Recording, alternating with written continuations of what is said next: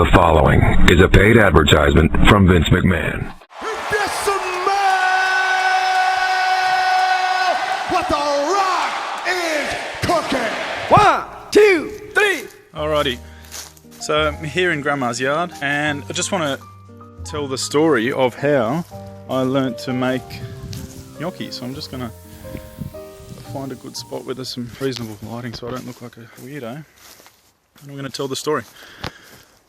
Okay, well, how it all happened. Originally, I was working as a waiter at an Italian restaurant while I was at uni. And what happened was I was working like 4 or 5 jobs at the same time. I was studying architecture, which was like 8 hours contact a week over 2 days, which was easy. That was full-time architecture uni. That was pretty mad. So what I did, I wanted to earn as much money as I could to pay off my uni before I left. That was my goal. I worked at a building construction company where they sold building materials, and I did that from around about 4 or 5 a.m. 5 days a week, sometimes 6 days a week, depending on my shifts at the nightclub that I used to work at. So I'd start at 4 a.m. I'd ride my push bike to work, which is about a half an hour ride from my house, in the middle of winter. It's the craziest story. I'm going to be like one of those really lame old dads that tells their kids about how they used to go through all this shit and ride up hills in the snow and shit like that. But yeah, I used to ride my push bike to work in the morning. I'd load all the trucks up, ride home at around about 9 o'clock, 9:30 in the AM. I'd drive to uni. I'd do uni for a couple of hours, finish uni at around about 2 o'clock. I'd have an afternoon break, then start working at this Italian restaurant as a waiter. I'd finish there at around 9:30. Then I'd go start working at the nightclub, which didn't start till 10 o'clock. 3 nights a week, Thursday, Friday, Saturday. I'd do the full night shift and then half day. So I'd work all night at the restaurant, at the nightclub, finish at 5 in the morning, get like 2 hours sleep, start the breakfast shift at the restaurant in the city at 8 o'clock. I'd work till lunch, finish at lunch, go home, have a sleep, and then start at the Italian restaurant at 6 for dinner, finish there, work the club, work overnight, finish in the morning. Like, it was just a vicious cycle. In order to try and prevent this from taking over my life, what I wanted to do was I wanted to try and earn more money by doing less. I was reading all these books at the time, Think and Grow Rich, Dale Carnegie, you know, I was reading all the motivational books, and one thing that I really wanted to do was minimise the amount of time that I was working and earn more money in those hours. The idea that came to me was, while I was working at the restaurant, at the Italian restaurant, we used to have on the menu potato gnocchi, and I remember one of my friends saying to me, "Chris, it's the most popular dish. We're always sold out." And I was thinking to myself, why the fuck are they always sold out? Like, if you're a restaurant, you just make shit once you run out. It just didn't make any sense to me, because at this point in time, like, I hadn't cooked, I wasn't a chef, I didn't know anything about food at all. Like, I could barely cook a steak at this point. Like, I could barely do anything food related. But all I knew how to do was make money. I mean, while working all these bullshit jobs, like I was working like 60 hours a week plus uni across 3 or 4 jobs, and on the side I was reading all this information about how to become wealthy and successful. I had a mentor who was teaching me a few things as well, and at the time he had a diamond business, like selling diamonds. So I learned as much as I could about diamonds as well, and I was actually selling diamonds. This is going to sound really weird. I was selling diamonds, and not small ones, like 1 carat and above, like ridiculous price diamonds, to people on consignment. I remember there was one sale that I made to a guy that I was at uni with, and I honestly couldn't believe it. I was so excited, I was so chuffed. I was getting 10% of around about $5,000, $3,000 to $5,000 on average per diamond. So yeah, I was selling diamonds to these people at uni. So at that point in time, I'm like, if I can sell expensive shit to people with no money, uni students, if I can sell diamonds to uni students, I can do anything. I can absolutely do anything. I've got the fucking power to take over the world. It was like probably 3 or 4 months into this crazy cycle. I go to the kitchen. I'm like, okay, we got gnocchi in, chef? The chef goes, no gnocchi tonight. I'm like, what the fuck? Why is there no gnocchi? Like, it's been months. Like, it has been months. There's got to be a reason. He goes, well, the lady that usually cooks it for us, he said there was an old Italian lady that lived in the same suburb, and she used to cook the gnocchi for him. And again, my brain not knowing how kitchens or chefs operate, I just thought that was normal, that you get someone to make gnocchi and whatever, I didn't know any better. But he goes, yeah, she used to do it. I haven't been able to get a hold of her, so we just don't have it on the menu. And my brain, the way that it was ticking over then, I just thought to myself, fuck, this is a great opportunity to make some cash. So I said, look, how much does this lady charge you to make the gnocchi? And he said, look, it's around about $14, $15 a kilo or something like that. And I'm like, all right, and how much does she make for you a week? And he's like, oh, look, around about 20 kilos. And so I was thinking, fuck, I'm starting to run the numbers here. Looks like a good proposition. So I said to him, look, like I'm of Hungarian background. My grandma makes very similar stuff, which at the time she didn't, by the way. The Hungarians make something similar called gnocchi, which is like gnocchi, but it's like a paste that you put in, like it's a flour and water paste that you put in water to make noodles. Similar, not similar. Like, it's a strange thing. But anyway, I said to him, look, my grandma can make gnocchi. I'll go home on my break. I'll get her to make a batch. I'll bring it back. You can let me know how it goes. And he goes, Chris, no problem. Bring it in and we'll see what it's like. Anyway, so I go home on my break. I get on Google. At this point, I'm still living with my parents. I'm like 18 years old, so I haven't quite left the nest yet. I've got on Google. I've typed in gnocchi, how to make gnocchi. I found a really shitty recipe to how to make gnocchi. Printed it off. I go to the kitchen. I go, Mum, where's the potato? She goes, we haven't got any. I said, fuck, all right. I went down to the shop, got some potatoes, come back home, get them on the boil, start cooking this gnocchi, and I managed to make, like, I made a mess through the whole kitchen. My mum will tell you today. I just had come home from work, destroyed the kitchen, went back to work, and all I had with me was one 750ml Chinese container of gnocchi, which looked like rubbish. It was shit. It was absolutely fucking terrible. But I took it to work thinking, we'll see what he reckons. Obviously I need to improve it, but hopefully it passes, and then it'll give me some time to, you know, work on the technique. So I've gone to work, I've shown the chef, I said, look chef, my grandma whipped this up for me just on the break, and he's like, fuck, oh yeah, your grandma made these, eh? I'm like, yeah, she made these, no problem. And anyway, he goes, oh look, they're alright, but they're pretty rough. They're not as good as the ones we usually get. And I'm like, well fucking no shit, you get some fucking old nonna to make it for you, no wonder they're fucking not as good. He goes, but look, get her to keep making some and we'll see what we can do, you know. If the quality improves, well, maybe we can get her to do it. And I'm like, all right, yeah, sweet. So the very next day, I went to the markets, the fruit market, because I used to work at a fruit market. I said to the Greek guy, Salvatore, I said, I need a big bag, 20 kilos of potatoes. He goes, what do you need it for? I said, mate, I've got to make gnocchi. And he just laughed at me. He goes, you don't know how to cook. I said, I know, dude, don't worry about it. I've got to try and make some cash here. So what happened was, I ended up... One second. The young fella's calling me. Look at him. How cute is he? I'm making a video. Wave. Hello. Can you see that? I'm making a video. Hello. You're on my video now. Isn't that cool? How cool's that? Say bye to the camera. Bye. Bye. Right, it wasn't that cute.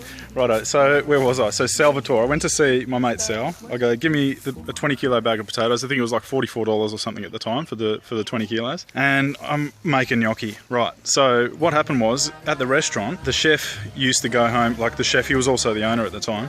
He used to go home at around 9:30 and just leave us to pack up, you know, lock up the restaurant, everything like that.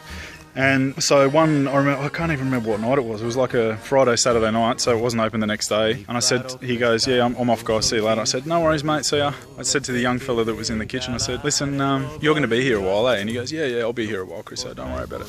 And I go, mate, I'm going to try and make some gnocchi tonight. And he goes, I thought your grandma made the gnocchi. I said, yeah, don't worry, don't tell anyone, but I've got to work on some stuff. So I've cooked up a mess in the kitchen, and I probably produced maybe 5 kilos of gnocchi, so I probably cooked 3 to 3.5 kilos of potatoes plus flour, made 5 kilos of gnocchi. It took me from 9:30 till about 2 o'clock in the morning. No joke, it took me fucking ages. It took me forever, but I got it done. It looked a lot better than it did the first time. Okay, so the next day, the chef came in and sees the gnocchi, calls me up, he goes, oh, your nan's been busy making gnocchi. I go, she sure has, I'm slaving her away. He goes, I'm making a video. Can I just make a video, please? I've got a bloody audience now. They see me out here in the yard and the whole neighbourhood wants to come and see what's going on. Chriso's storytelling time. Pull up a chair, no worries. Anyway, I'm saying to the guy, oh yeah, grandma's busy in the kitchen, mate, don't worry about it. And he goes, look, this gnocchi has improved. And I mean, by that stage, I had made now 5 kilos plus 1 container. So each individual little batch, I was getting better. Like I was getting way better. So he goes, look, you know, tell Nan she can keep making it. And if it keeps improving, we'll use it for the restaurant. Don't worry about it. And I was like, beautiful, no problem at all. He goes, I'll pay you for this batch, $15 a kilo by 5 kilos. And I was looking around like the Rock in the arena. I was just going, thank Jesus, I've arrived. I only worked for 6 hours and got paid $15 an hour.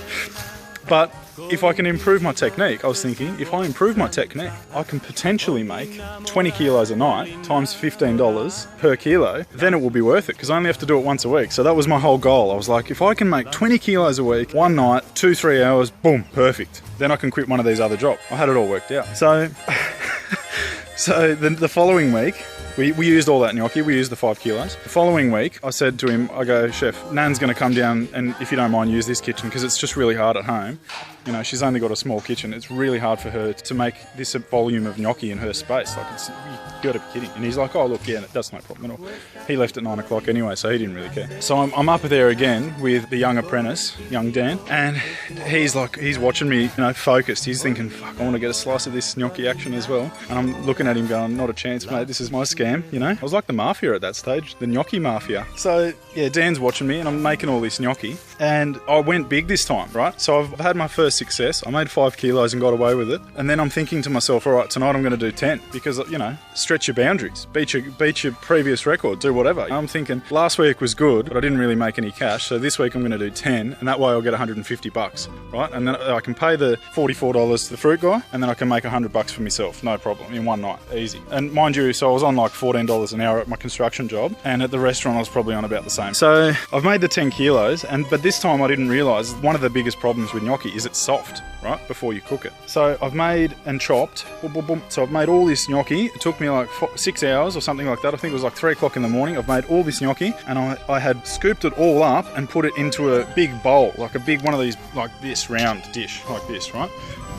Chopped into this dish, not realising at the bottom of the bowl was the gnocchi that I did 5 hours ago, which hadn't been cooked, which was just wet potato and flour. Think about it for a second. Right. The stuff at the bottom was like glue. Literally the only usable portion was like a thin inch at the top that I had just scooped into this bowl. The rest had like, because it had been sitting there for so long, it had like congealed and joined back together. So I had just a big lump of slop. Thinking to myself, oh, it's not going to be that bad. I'll just, you know, re-roll it, re-chop it. Ba-bam. No deal. You roll it and chop it, cook it. It was like glue. You couldn't eat it. Had to throw it away. So I only got like a kilo and a half, maybe 2 kilos that night. So I wasted the entire night making this gnocchi that I had to throw away. Isn't that great? Right. The next day, chef comes in. He goes, what's the go? Not that much gnocchi this time. I go, oh yeah, look, Nan wasn't feeling well, so she couldn't, you know, whatever, couldn't make that much. He goes, oh, that's no good. But see if she can come back and make some Monday, Tuesday night or something like that. I was like, look, I'll ask her, see what she's doing. I'm sure she can, you know, work something out. It's only Nan. She's not busy. She doesn't have a job. And then I come in on Monday night with the sack of potatoes again, and I'd learnt my lesson this time. So I was like, right, I'm only going to cook 2 kilos at a time, max.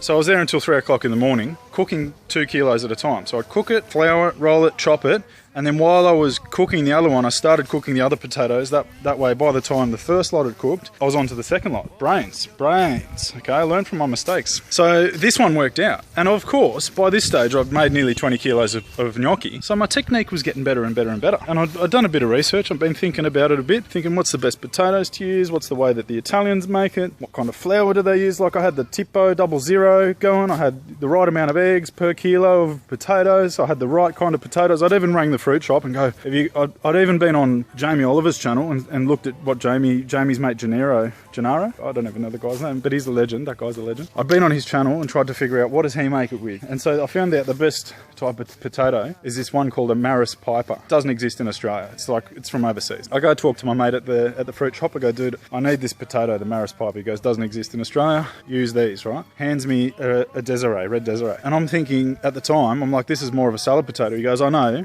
but it's the starch content that's important. So I've gone home and I'm Googling the starch content of potatoes. I'm getting into it, like I'm really getting into it. It became a bit of an art. Before I even became a chef, before I was interested in cooking, here I was, 18-year-old Chriso, hustling potatoes for cash. And to cut a now very long story short, because we're probably at like 15 minutes here, this is ridiculous.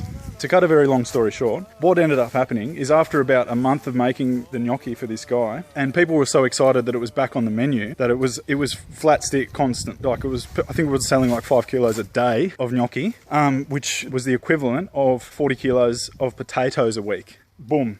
I had a major operation happening 2 nights a week. I was cooking gnocchi non-stop. And then it ended up being during the day. I used to come in during the day after uni and cook it because it was so popular. Selling out all the time. Unbelievable. So my first experience cooking was gnocchi. Didn't know how to do it, hustled my way into it. Started a gnocchi empire. And then over that time, a period of about a year that I was making it, I mean, I was doing 40 kilos a week over a year. Do the numbers, like tons of gnocchi with these hands. How good's that?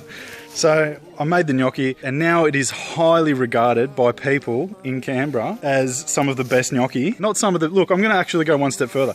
It is regarded by people in Canberra as the best gnocchi available. And this is from people that have travelled overseas. This is from other Italians that have tried it. This is even from a very well-known source in the Italian community. We had a gnocchi competition in which he and we both prepared our own type of gnocchi. And look, fair's fair, we tied, but I'm very impressed that I tied with a guy who is so passionate about gnocchi, knows exactly how to make it, saw mine, and then goes, Chriso, you're not fucking around. You actually know what's going on. So I was really chuffed with that. I'm going to leave it here. I'm sure I'll remember something else later, but is that not a great story or what? Catch up.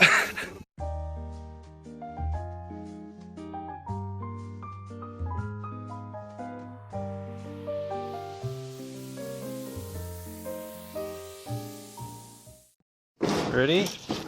Ready? Those two split into two.